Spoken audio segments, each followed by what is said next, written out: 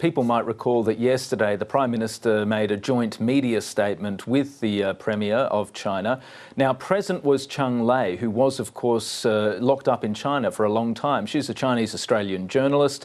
She was in prison for some 3 years before the government managed to secure her release. She's now back in Australia and working as a journalist for Sky News. Now, during this press conference yesterday, the Chinese officials present made several very blatant attempts to try and block Cheng Lei from the cameras.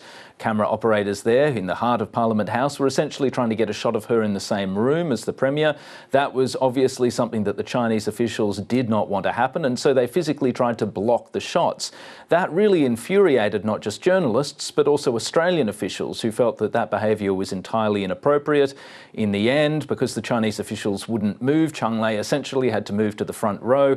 After that, we saw a situation where those shots could in fact be made, but the entire affair was really unfortunate and has generated quite a bit of angst in the Australian system. Now, this morning, the federal opposition criticised the Prime Minister's initial reaction to the incident. When he was asked about it yesterday, he simply said that he wasn't aware of exactly what happened. This morning, the Prime Minister gave a firmer response, telling ABC Radio in Perth that he thought that it was a, quote, pretty clumsy attempt by the Chinese officials to block the camera, and also saying that Australian officials here in Canberra had raised concerns about the incident and media freedom in Australia with the Chinese embassy. Let's take a listen to what he had to say.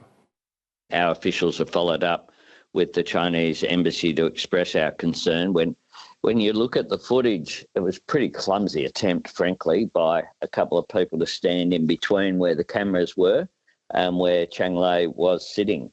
And Australian officials intervened, as they should have, to ask the Chinese officials who were there at the press conference to move, and they did so. And indeed, when I held my press conference, Cheng Lei got the first question.